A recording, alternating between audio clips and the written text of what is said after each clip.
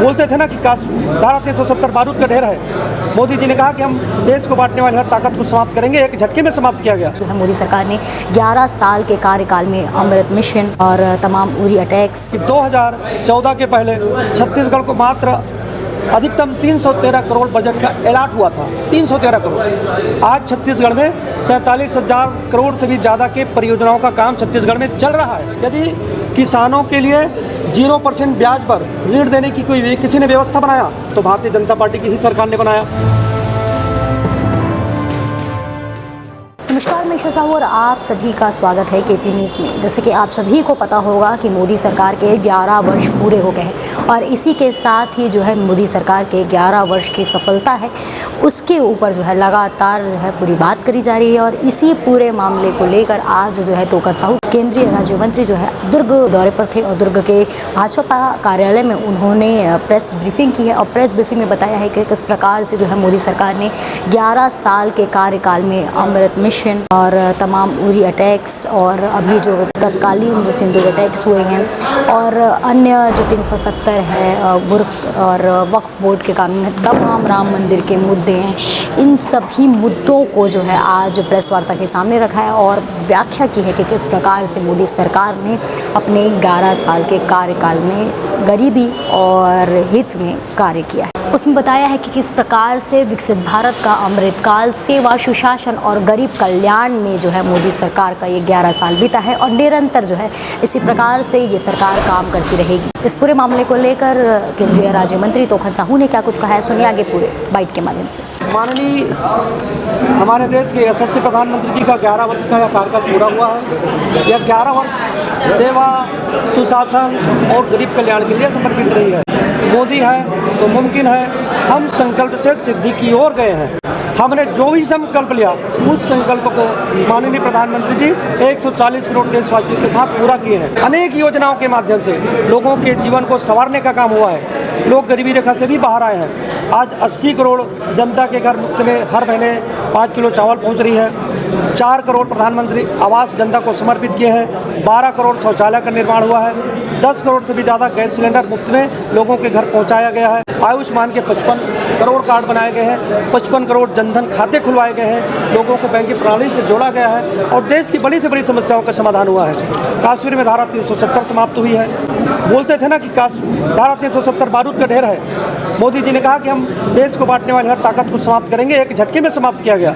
500 साल बाद प्रभु श्री रामचंद्र जी के मंदिर का निर्माण हुआ है। मैं आपके माध्यम से सभी पत्रकार साथी, इलेक्ट्रॉनिक मीडिया और प्रिंट मीडिया के साथियों के माध्यम से प्रदेश की और देश की जनता को बताना चाहूँगा कि 2014 के पहले छत्तीसगढ़ को मात्र अधिकतम 313 करोड़ बजट का अलॉट हुआ था, 313 करोड़। आज छत्तीसगढ़ में 47,000 करोड़ से भी ज़्यादा के परियोजनाओं का काम छत्तीसगढ़ में चल रहा है। जहां पहली लाइन है वहाँ दूसरी लाइन, दूसरी लाइन है वहाँ तीसरी लाइन, तीसरी लाइन है वहाँ चौथी लाइन।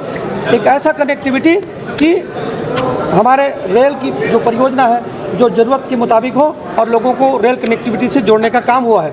आज 30 से ज़्यादा स्टेशन अमृत स्टेशन में जोड़ा गया है। आज जो रेलवे स्टेशन है उसको एयरपोर्ट की तर्ज पर विकसित किया जा रहा है। तो कहाँ 313 करोड़ और कहाँ 47,000 करोड़, ये मोदी की सरकार है। मैं छत्तीसगढ़ की बता रहा हूँ। छत्तीसगढ़ यदि आवास का निर्माण हो रहा है तो हमारे छत्तीसगढ़ के किसान भाइयों को भी प्राप्त हो रहा है। यदि शौचालय बना है तो हमारे छत्तीसगढ़ की भी हमारी माताओं बहनों को मिला है।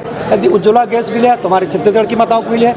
मैं रेलवे का जो आपको बता रहा हूँ तो छत्तीसगढ़ का 47,000 करोड़। हम अमृत मिशन योजना के माध्यम से शहरों में नल से जल पहुँचाने का काम कर रहे हैं। आज स्वच्छ भारत मिशन योजना के अंतर्गत शौचालय बनाने का काम हुआ। अब दूसरे चरण में हम जो हमारे नालियों से पानी, गंदा पानी निकलती है, हम उसको ट्रीट करके भी हम उसका उपयोग में लाने के लिए काम कर रहे हैं। बिजली का गोल होना, यदि किसी तरह की आंधी तूफान आ जाए तो ये प्रक्रिया के कारण वो लोग करते हैं। लेकिन हमने स्पष्ट कहा है कि यदि कहीं ट्रांसफार्मर फेल है तो उसका सूचना आने के तुरंत बाद यानी 24 घंटा में ट्रांसफार्मर लगाएं। यदि किसी भी प्रकार का कोई फॉल्ट होता है तो हमारे बिजली विभाग कर्मचारी तुरंत जाकर के ठीक करें। सरकार किसानों के लिए पूरी तरह से जिम्मेदारी के साथ काम कर रही है। किसानों को सम्मान देने की बात यदि आती है तो भारतीय जनता पार्टी की सरकार ने ही किया, बता रहा हूँ। किसान सम्मान निधि हमारी सरकार ने प्रारंभ किया। प्रधानमंत्री फसल बीमा योजना हमारी सरकार की देन है। यदि किसानों के लिए 0% ब्याज पर ऋण देने की कोई किसी ने व्यवस्था बनाया तो भारतीय जनता पार्टी की ही सरकार ने बनाया। तो यदि किसानों के लिए खाद की कोई कमी नहीं होगा, सरकार सारे विकल्पों को तलाश करके किसानों की खाद पहुंचाने का काम हमारी सरकार करेगी। रूस यूक्रेन युद्ध के कारण जो खाद की आपूर्ति है, इसमें आपको भी पता है, इसमें कुछ व्यवधान हो सकता है, लेकिन किसानों को कोई परेशानी मत हो, इसके लिए सरकार काम कर रही है। भिलाई का एयरपोर्ट लंबे समय से बंद है। भिलाई में कई लोगों का आना जाना होता है, एक महत्वपूर्ण एयरपोर्ट है, बना बनाया बंद पड़ा है। आप केंद्रीय मंत्री हैं, किस तरह के प्रयास होंगे उसको आरम्भ करने के? बिल्कुल, आपके माध्यम से यदि मुझे इस बात की जानकारी मिली है तो मैं माननीय मंत्री से बात करूंगा।